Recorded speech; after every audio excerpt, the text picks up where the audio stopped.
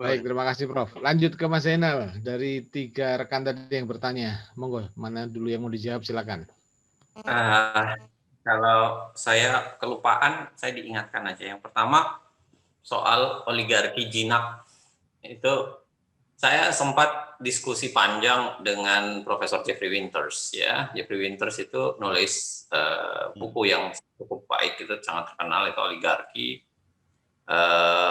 Dan cukup menarik ya. Dia cerita begini, awalnya dia berkesimpulan yang relatif sama katanya. Awalnya dia berpikir salah satu cara melawan oligarki itu adalah dengan mempersiapkan oligarki jinak. Dia mengatakan dengan istilah oligarki jinak. Tapi belakangan dia bilang totally wrong itu ternyata. Dia bilang saya harus merevisi. Dia belum nulis di bukunya ya, tapi dia bilang itu sebelum bukunya jadi. Saya diskusi itu sekitar tahun 2005, 2006. Sedangkan bukunya kan keluar 2010-an, 2011. Dia bilang ternyata saya tidak mungkin menulis soal oligarki Cina karena bisa jadi iya, tapi faktanya mustahil untuk mendapatkan oligarki Cina. Karena oligarki itu hanya bisa terbentuk melalui sebuah proses yang sudah tidak berimbang. Di tengah keadaan yang tidak bagus, ya, tidak ada orang yang bisa menjadi oligark kalau tidak melalui sebuah jalan yang penuh dosa gitu, dalam tanda kutip sebenarnya. Tainted. Di tengah kondisi yang tidak berimbang, di tengah kondisi yang tidak fair, ya, orang menjadi oligark itu bukan dari sebuah proses yang fair. Biasanya dia bilang, karyanya dia terbiasa dengan kotor. Jadi kalau diharapkan tiba-tiba ada oligarki jinak, ya theoretically bisa jadi iya, tapi mustahil untuk mendapatkannya. Siapa kira-kira yang bisa menjadi oligarki jinak? Dia dulu sempat bahkan bicara, saya sempat diskusi itu, dia bilang, jangan-jangan kita bisa membangun oligarki kita sendiri, masyarakat sipil bisa membangun oligarki sendiri. Dan akhirnya dia sendiri juga merevisi bahasa itu. Dia bilang, ternyata mustahil. Karena relasi dengan modal itu ternyata ada. Karena dia sedikit berbeda dengan oligarki pengertian Aristotelian ya, yang itu lebih dekat ke elit sebenarnya, karena agak sebagai kontranya aristokrasi ya. Dia mengatakan enggak, ternyata dalam sejarah yang dia pelajari, di buku itu dia ceritakan sejarahnya Romawi sampai Indonesia, Filipina, dan lain-lain sebagainya. Dia bicara soal oligarki itu ya memang harus punya relasi konstruksi dengan modal, dan masyarakat sipil sulit untuk masuk ke konstruksi modal ini karena sulit untuk mengakumulasi kapital. Jadi, nah balik ke pertanyaan itu, saya pun rasanya tidak bisa menjawab di luar diskusi saya dengan Prof. Jeffrey Winters ya. Jadi saya bayangkan ya iya bisa jadi aja sih oligarki Cina, tapi rasanya sedikit mustahil. Tapi bukan berarti tidak bisa diusahakan gitu. Saya sempat terpikir di kepala saya, kecelakaan saja, mudah-mudahan ada oligarki yang tiba-tiba insaf gitu. Dia mau oligarki lurus. Oligarki hijrah namanya. Dia mau spend their money gitu without any expectation ya. Wallahu alam, saya nggak tahu, tiba-tiba misalnya ada yang mau misalnya tobat gitu, dia mau mengganti haluan dari jalan jelek menjadi jalan lurus ya, wallahu alam saya. Tapi itu kira-kira. Nah, yang kedua, politik dengan hukum. Kalau politik itu sebenarnya kalau kita baca semua sejarah para pemikir sosiologi hukum, ya, hampir semuanya sepakat bahwa yang namanya politik itu pasti masuk ke dalam proses hukum, karena hukum sendiri itu adalah resultan proses politik, kan. Mulai dari siapa? Weber bilang ya itu kepentingan sebenarnya, itu kepentingan yang kemudian diperjuangkan. Siapa? Marx mengatakan bahwa ya hukum itu alat penindas sebenarnya, for one class by another gitu. Siapa? Neo-Marxian juga sama sebenarnya, melihat itu adalah relasi kuasa. Foucault itu sama, dia melihat bahwa itu ada relasi kuasa antara orang yang menguasa terhadap orang yang dikuasai. Nah, makanya saya suka dengan cara pandangnya kaum mazhab kritis, ya. Salah satunya adalah Habermas sebagai mazhab Frankfurt yang awal-awal gitu. Habermas kan bicara soal, ya sudahlah, kita paham bahwa ini adalah korelasi yang tidak seimbang, karenanya yang harus diciptakan itu adalah ruang publiknya. Harus dipaksa dibuka ruang publik. Ruang publik itu apa ya? Itulah bahasa aspirasi, itulah bahasa sosialisasi, itulah bahasa transparansi. Komunikasi. Itu yang dipaksa. Betul, itu yang paksa dibuka, itu yang harus dipaksa. Negara harus membuka itu.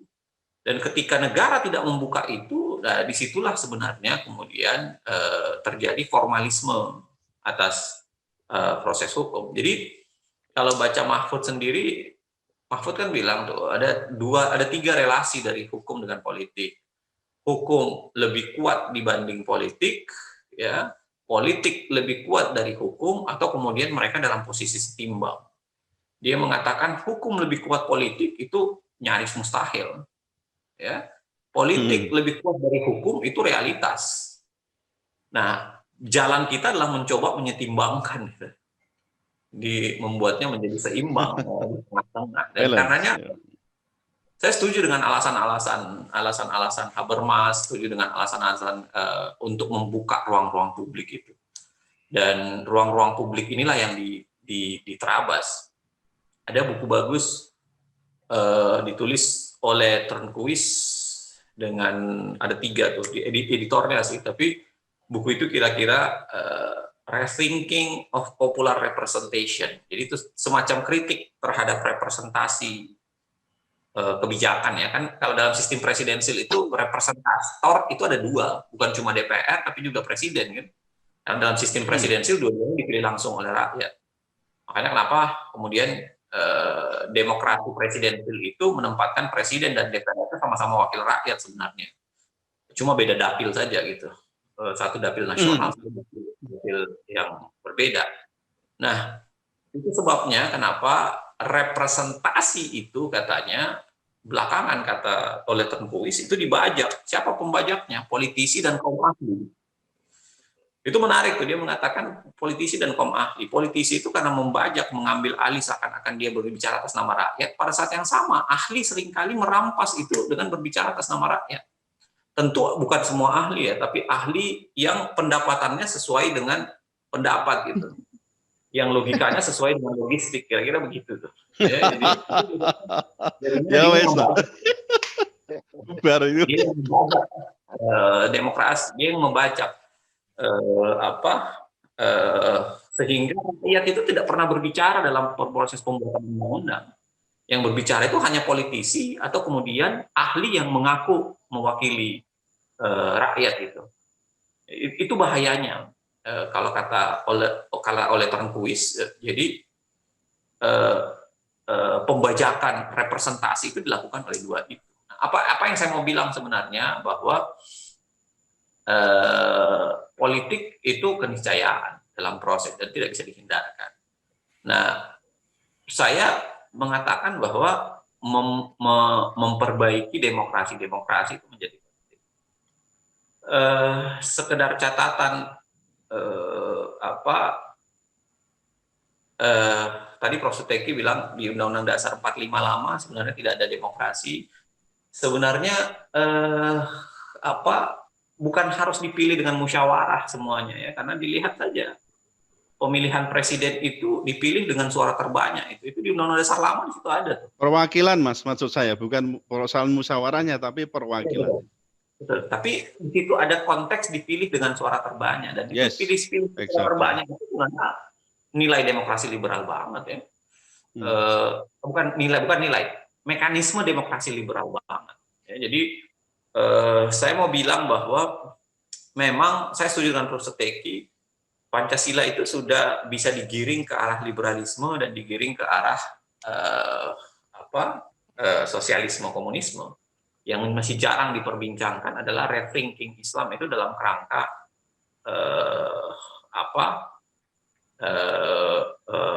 Pancasila. Itu sebabnya saya suka pandangan Yudi Latif atau pandangan Mokhtar Pabottinggi. Ya. Mokhtar Pabottinggi itu kan bagus menjelaskan bahwa ya Pancasila itu bagi dia adalah teladan gitu. Munir, dan dia tulis tuh, Munir adalah Pancasila. Orang seperti Munir itu lengkap di dalam dirinya gitu. Dia agamis, dia memperjuangkan kemanusiaan, dia bicara soal persatuan, dia bicara soal musyawarah, dan dia bicara soal keadilan sosial gitu. Nah, saya ingin kita mulai bisa membawa ke arah kerangka-kerangka contoh, karena memang belakangan menurut saya nilai-nilai Pancasila itu mengalami krisis identitas dan contoh. Sekarang aja kalau kita bilang siapa bapak bangsa yang patut dicontoh belakangan, kita nyaris sulit, keluh lidah kita untuk menyebutkan itu. Kita mulai keluh sekarang. Dan kalaupun ada kita menyebut 1-2, itu rasanya sebentar lagi menghilang di negara ini. Misalnya kita paling bisa menyebut siapa, Ahmad Syafi'i Ma'arif misalnya ya, kita anggap berposisi. Tapi sebentar lagi itu menghilang itu dengan usia yang beliau yang sudah sangat sepuh. Nah, maksud saya adalah memperbanyak manusia Pancasila itu menjadi penting. Bukan bicara soal nilai, bukan bicara soal undang-undangnya, bukan bicara soal BPIP-nya, bukan itu menurut saya yang harus dibicarakan. Yang harus kita agregasi itu adalah pembicaraan soal memperbanyak manusia Pancasila.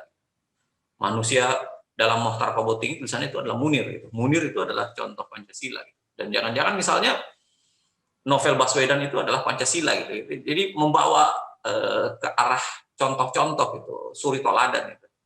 Mata air kecemerlangan gitu. Itu yang menurut saya menjadi penting. Tadi ada satu pertanyaan terakhir saya lupa, mohon maaf saya nggak catat. Tentang ini yang politik identitas yang pas, yang kira-kira relasi nasionalis dan agamis itu seperti apa kira-kira?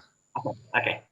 Nah, saya mengatakan begini ya, politik identitas itu memang seringkali tidak terhindarkan karena dia kenyataan dari negara yang mengalami yang namanya pluralitas ya. Karena plural, maka identitas-identitas itu. Nah, yang problem adalah ketika itu menjadi sarana untuk memecah. Yang problem adalah ketika itu menjadi sarana untuk saling menegasi. Yang problem adalah ketika itu sarana untuk saling membenci. Yang problem adalah ketika itu sarana untuk menegasikan eksistensi yang lain gitu. Itu yang berbahaya menurut saya. Jadi seakan-akan misalnya pribumi, mohon maaf nih ya, pribumi versus Cina gitu. Karena pribumi harus kuat, maka Cina harus enyah gitu dari bangsa ini. Ini nggak bisa begitu menurut saya. Itu permainan yang agak berbahaya. Nasionalisme agamis. Agamis tidak nasionalis. Agamis berarti nasionalis. Padahal kalau kita lihat pada faktanya ya, partai-partai sendiri identitas kadar nasionalismenya dan kadar agamisnya itu relatif kabur. Contoh misalnya PDIP yang mengaku dedengkotnya nasionalis, itu mau tidak mau terpaksa membangun sayap Islamnya kan, Baitul Muslimin gitu. Itu kan dia terpaksa membangun. Kenapa? Karena dia tahu bahwa namanya pangsa pasar, dua-duanya itu ada. Golkar juga melakukan hal yang sama. PKS pun saya nggak tahu ya benar atau tidak, tapi saya menduga jangan-jangan menggeser PKS, menghilangkan tanda Ka'bah itu menjadi warna orange, hanya lambang padi dan lambang itu jangan-jangan upaya untuk menggeser sedikit. Karena memang kalau riset itu PKS yang paling jelas identitasnya sebenarnya. Paling jelas identitas keislamannya dibanding konsep nasionalismenya. Tapi dengan menggeser tanda lambang, jangan-jangan gitu. Saya nggak tahu. Jangan ada reorientasi. Ini masih hypothetical question ya. Jadi mungkin harus diverifikasi. Tapi kelihatan tuh bahwa langgam yang mau dijual itu sama. Nah, problemnya adalah kenapa dipertajam? Kalau memang langgam yang kita mau jualan sama. Kenapa kemudian dipertajam? Satu. Yang kedua adalah, kalau memang mereka sama, apa sumbangsi untuk membuat sebuah kebijakan negara? Pembelahan menurut saya penting, pembelahan ideologi itu penting bagi tesa dan antitesa pembuatan kebijakan negara. Kalau misalnya di Amerika, lagi-lagi mencontoh Amerika, ya nasionalisme versus, konservatisme versus liberal itu dipakai untuk terjadinya sintesa di tengah gitu terhadap politik negara. Tapi kalau nasionalis dan agamis dipaksa dipertentangkan, saya pikir bisa menjadi berbahaya satu. Yang kedua adalah lawang partainya sendiri tidak menggunakan itu kok. Semuanya mereka ngumpul di tengah. Dan logika itu biasanya hanya dipakai tak kala kontestasi pemilu saja. Tapi ketika perumusan kebijakan, mereka lupa dengan pembelahan itu. Nggak ada orang bicara pembelahan lagi. Ketika undang-undang Minerba, nggak ada orang bicara pembelahan itu. Ketika undang-undang Cipta Kerja, nggak ada yang bicara pembelahan itu. Padahal sebenarnya ada pasal-pasal yang itu bisa perdebatan. Misalnya apa? Pasal di undang-undang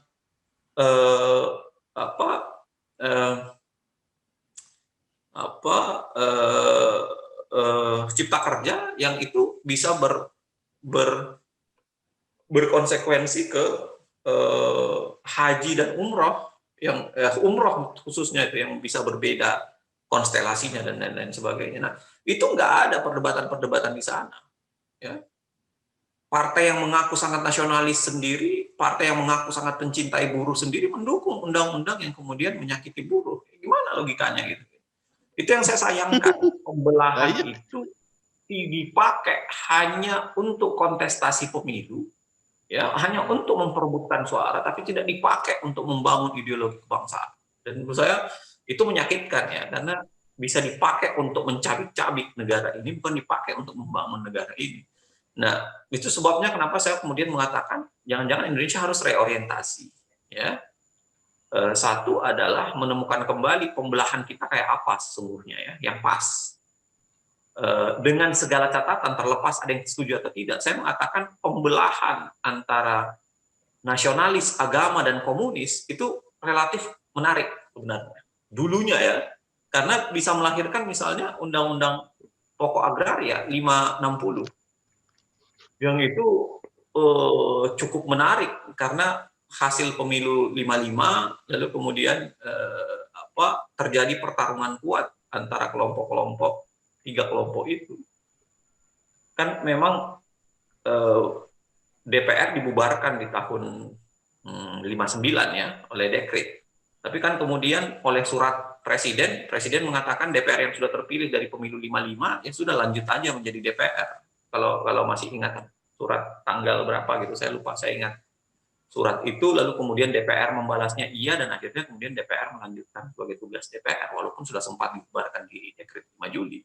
Nah, poin saya adalah pembelahan ideologi yang lepas suka atau tidak suka ya, mungkin ada yang trauma dengan komunisme gitu. Saya sih merasa nggak terlalu trauma ya, karena apa yang hebat dari komunisme? Toh ide itu ide menarik tapi sudah mati gitu. Tapi ada yang kemudian merasa sangat berbahaya lalu kemudian membangun itu menjadi setan luar biasa yang kemudian harus, yang menurut saya harusnya dipikirkan kembali. Pesan saya adalah kita harus reorientasi. Pembelahan ideologi kita sebenarnya apa sih? Yang bisa bukan hanya sekedar pembelahan di saat pemilu, tapi itu masuk pembelahan ketika menyusun orientasi kebijakan negara.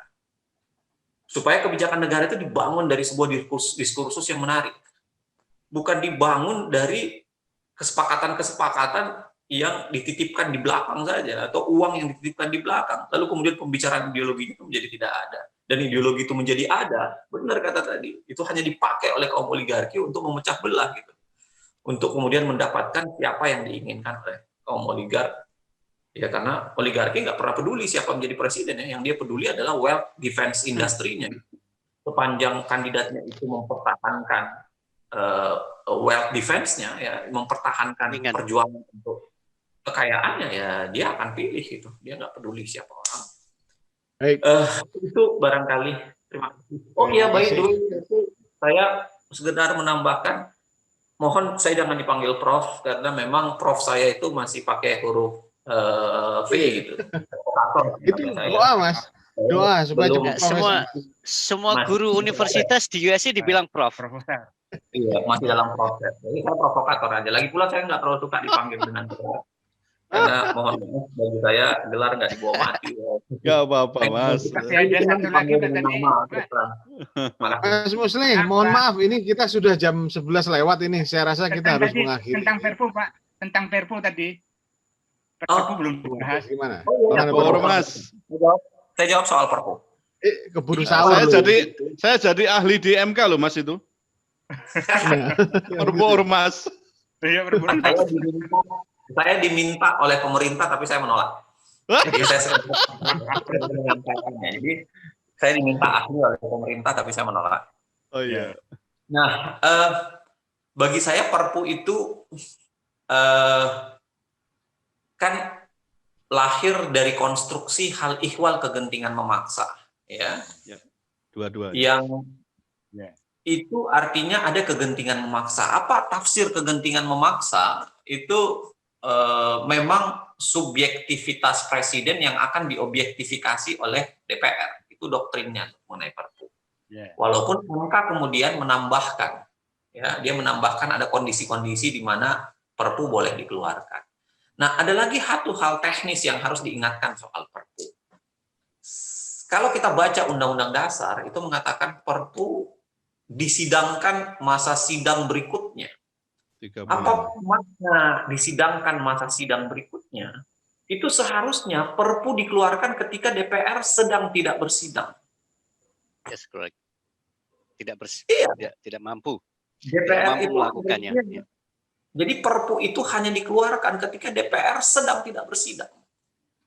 Kenapa? Kalau DPR masih sedang masa sidang, yang harusnya didorong itu adalah undang-undang cepat. Ada mekanisme undang-undang cepat. Jadi undang-undang cepat itu langsung aja DPR dengan Presiden bersepakat memasukkan itu di prolegnas, langsung dilakukan pembahasan. Dan banyak undang-undang kita dibuat dengan cepat. Revisi undang-undang Susduk itu dibuat dalam berapa hari? Dibuat dalam 3 hari. Undang-undang MK juga 7 hari itu. Betul, undang-undang cepat itu. Jadi kalau DPR masih bersidang, itu sebenarnya nggak boleh mengeluarkan Perpu. Apa bahayanya? Kalau saya menjadi presiden, saya akan bilang, kalau misalnya saya keluarkan Perpu, misalnya gini nih, saya mulai nggak suka dengan Pak Suteki nih, ya, suka ngetawain Pak Jokowi misalnya, ya, saya akan bilang, saya akan keluarkan Perpu larangan ketawa gitu. Kalau saya diketawain, saya akan penjara dia 20 tahun gitu kan. Saya keluarkan dalam bentuk Perpu. DPR mau menyidangkan, saya bilang tunggu dulu. Anda nggak bisa menyidangkan saya, karena menurut bahasa Undang-Undang Dasar, disidangkan masa sidang berikutnya. Artinya Anda tunggu saya sampai masa sidang ini berakhir, lalu kemudian Anda reses, baru Anda masuk masa sidang berikutnya, baru Anda bisa menyidangkan itu. Artinya apa? Cukup waktu untuk nangkapin Pak Suteki gitu. Kalau udah jalan. Nah, itu bahayanya sebenarnya. Seingat saya, correct me kalau saya salah ya, Soekarno itu yang paling taat dengan itu. Dia hanya mengeluarkan aturan PNPS itu ketika DPR sedang tidak bersidang. Ya, jadi dia cukup taat tuh. Dia hanya keluarkan. Nah, belakangan itu dilakukan secara serampangan. Saya ngelihat karena ya orang tidak lagi mau melihat konstruksi Perpu itu secara pas gitu. Jadi Perpu dikeluarkan begitu saja. Nah, yang paling khusus itu adalah Perpu materi muatan yang dibolehkan sebenarnya apa. Nah, itu yang harusnya dibicarakan. Karena menurut saya tidak semua hal bisa diperpukan. Ya, contohnya itu tadi saya bilang, itu agak khawatir saya tuh. Kalau kemudian Presiden merasa sering diketawain itu, Pak Suteki dia mau dia cari itu gimana salahnya, dia keluarkan Perpu larangan ketawa. Hormat. Ada Perpu larangan nge-zoom. Misalnya, kalau misalnya nggak suka Perpu larangan nge-zoom khususnya dengan FTA itu nggak boleh. Perpunya istilahnya, bisa aja gitu. Bisa aja. Wow. Nah, bahayanya di situ. Jadi bayangan saya Perpu itu jangan juga cek kosong in terms of substance-nya. Gitu. Jadi tidak semua hal bisa diperpukan, ya. Walaupun memang Perpu itu bisa menjadi policy troubleshooter gitu, khusus untuk menyelesaikan masalah-masalah yang penting itu bisa jadi. Tapi kalau semua hal bisa diperpukan, saya khawatir juga, ya, karena kemudian bisa menjadi bahaya juga. Mungkin ada klausula tertentu, ya, bisa mengeluarkan peraturan yang agak martial gitu, yang agak keras gitu, atau agak agak darurat itu kalau kondisinya juga darurat. Kondisi darurat itu kan berkaitan dengan pasal 12 kan, 12 Undang-Undang Dasar, bukan di pasal 22 gitu soal kegentingan memaksa. Harus ada kondisi objektif misalnya keadaan darurat ya yang dimaksud di pasal 12 Undang-Undang Dasar. Presiden menyatakan keadaan darurat. Nah, baru kemudian kalau itu terjadi baru kemudian Perpu yang agak keras-keras itu barangkali bisa keluar. Tapi kalau selebihnya tidak ada keadaan darurat ya harusnya Perpu yang dikeluarkan itu bukan untuk semua hal, hanya untuk certain condition gitu. Jadi syarat dan ketentuan berlaku sebenarnya gitu. Kayak kalau kita mau dapat hadiah gitu ada syarat dan ketentuan berlaku. Itu tambahan sederhana saya, mohon maaf, makasih. Baik, terima kasih Mas Zainal. Luar biasa nih narasumber kita pada kesempatan kali ini nih.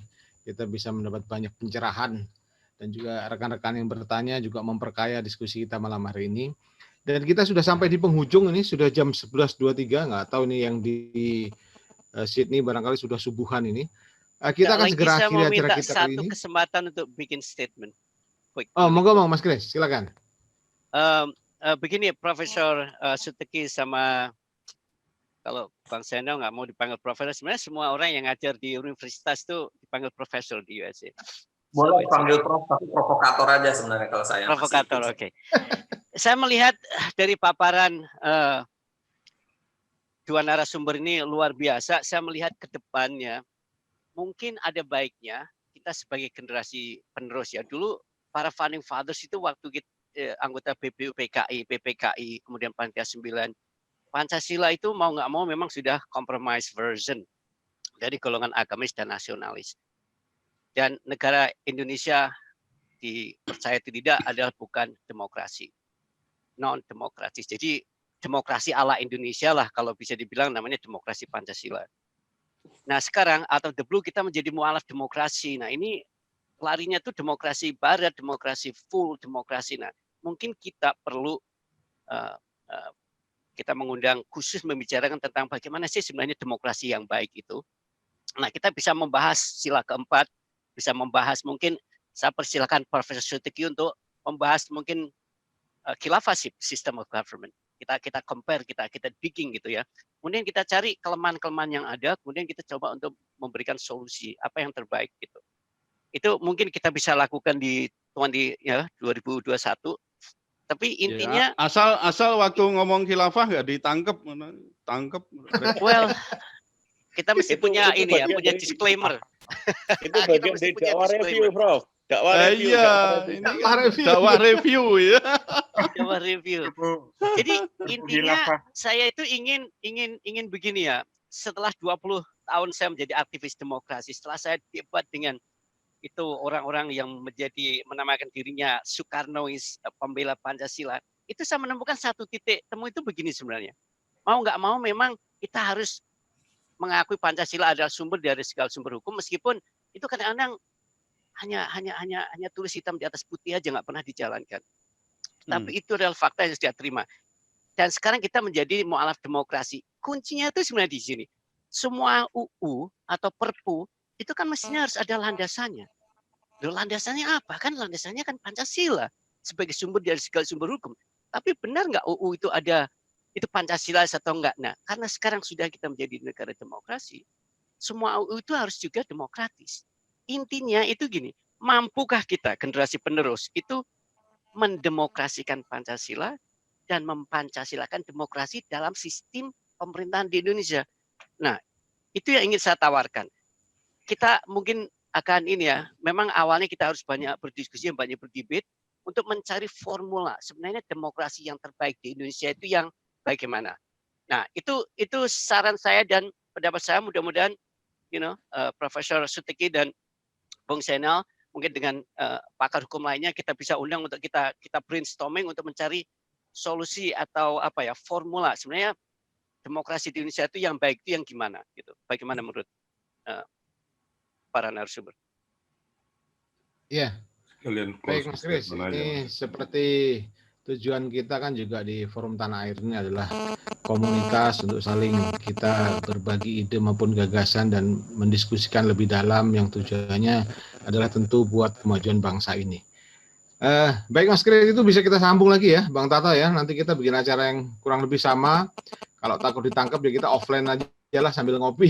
Kalau enggak gitu. Baik rekan-rekan, kita udah di penghujung. Kita minta dua narasumber kita untuk memberikan closing statement pada acara dan kesempatan kita kali ini. Bisa dimulai dari Mr. Pierre Sutekov. Silakan. Baik.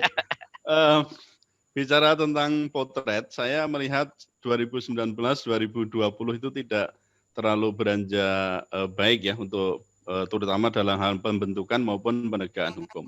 Nah di tahun 2021 saya juga melihat dari basic 2019 kemudian 2020 tampaknya nih saya melihat juga masih penegakan hukum dan pembentukan hukum kita itu masih dalam arti kurang baik ya, masih suram ya. Saya pikir ketika misalnya masalah kenegaraan semakin kompleks, sementara tidak diikuti dengan pembentukan dan penegakan hukum yang baik, maka penegakan hukum ke depan itu juga semakin ambiar. Terima kasih. Baik, terima kasih. Oh, wow. Lanjut, Mas Zainal. Saya sih tidak berbeda dengan apa yang disampaikan oleh Prof. Suteki ya. Ya pada dasarnya saya pikir sederhana saja. Kita punya problem dan problem ini tidak akan beranjak kalau kemudian kita tidak berusaha melakukan perubahan besar. Dan bagaimana perubahan besar itu yang harus dipikirkan. Tadi saya sudah bicara soal memanfaatkan yang namanya tahun politik ya untuk ya kudeta yang paling konstitusional itu tadi. Pemilu. Karena tentu kalau kita bicara soal kudeta di tengah jalan itu pasti inkonstitusional biasanya dan bisa berbahaya ya. Kecuali kalau presidennya melakukan pelanggaran hukum di impeachment articles gitu. Tapi kalau mau mengubah pemerintahan dan potret, maka pemilu itu menjadi sarana yang paling konstitusional. Gimana mengupayakan itu yang harus dipikirkan di tengah masih pragmatismenya masyarakat ya, orang yang masih memilih berdasarkan ikatan primordialisme, orang masih memilih berdasarkan ikatan uang, dan politik uang kita kan agak mengkhawatirkan ya, 30-an% itu. Kalau risetnya Mas Burhan itu 30-an% itu kita nomor 3 terburuk di dunia soal politik uang. Jadi memang itu perjuangan yang panjang yang harus dilawan. Yang kedua adalah ya berupaya itu upaya-upaya yang tadi saya ingin ciptakan.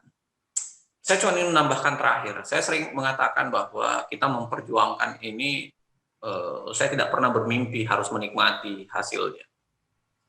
Saya selalu berkata ini adalah tanaman yang sedang kita tanam dan mudah-mudahan dinikmati oleh anak cucu kita kelak. Karena saya mau anak cucu saya kelak itu hidup di Indonesia yang lebih baik. Ya, jadi saya nggak berpikir bahwa ini perjuangan yang langsung selesai 2024 pasti kita menangkan atau kemudian 2029.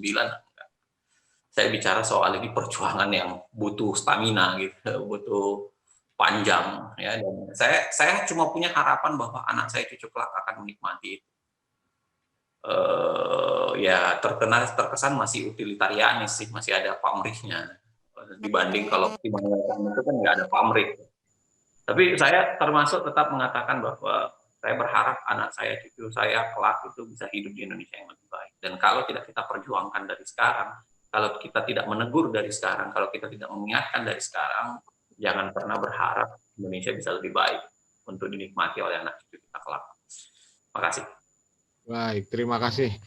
Dan rekan-rekan, kita sudah sampai di penghujung. Untuk berikutnya, waktu dan tempat kami kembalikan kepada Chairman Forum Tanah Air yang ada di New York sana. Silakan Bang Tata, saya undur diri. Terima kasih kepada dua narasumber dan rekan-rekan yang telah hadir dalam acara kali ini. Terima kasih. Terima kasih Cak Leki, Masya Allah.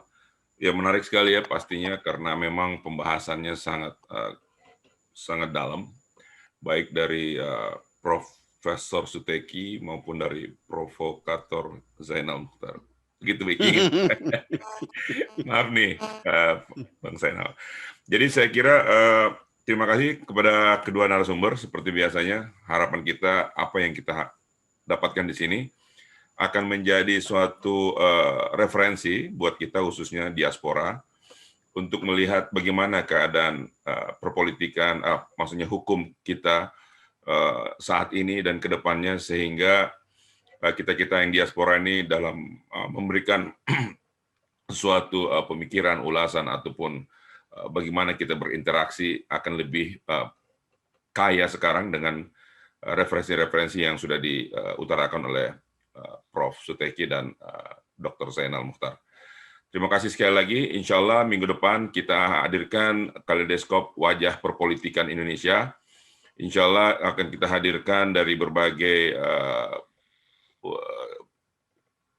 perwakilan dari partai-partai yang ada di DPR, yaitu dari Partai Demokrat, Partai Gerindra, dan Partai PKS, juga mungkin yang di luar partai, seperti Partai Gelora mungkin, kalau bersedia, dan juga mungkin insya Allah Prof. Rocky Gerung.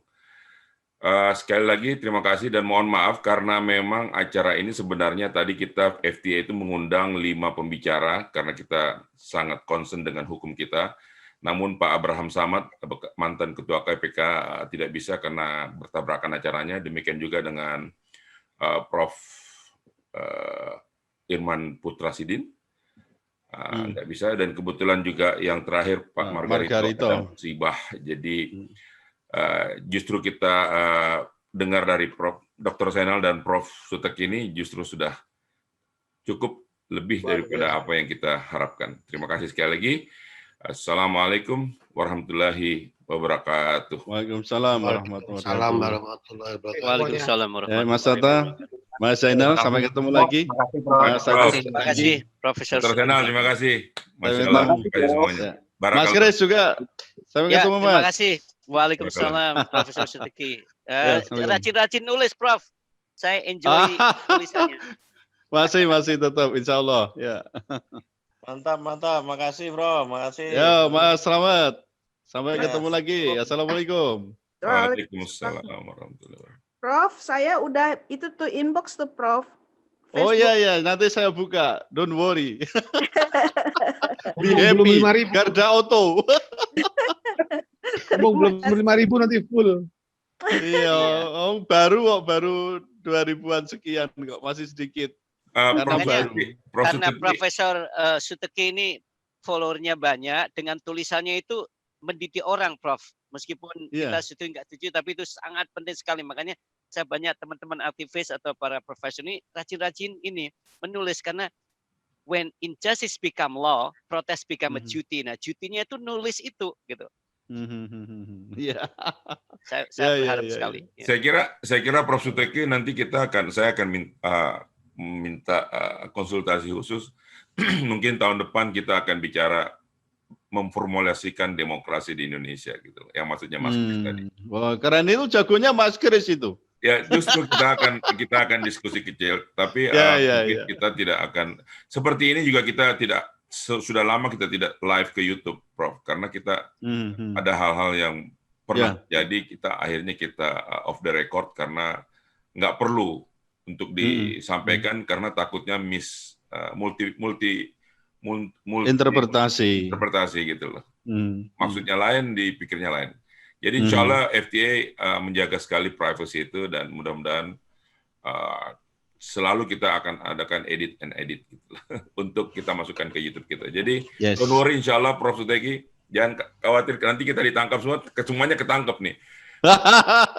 harus kirim surat penangkapannya ke New York, ke San Francisco. Nah, ini kan tidak ada unsur makar, ya kan? Orang bicara dalam keadaan pakai teori, pakai pemikiran-pemikiran yang logis, mestinya tidak bisa seperti ini. Tapi yang tadi saya katakan SSK itu betul loh.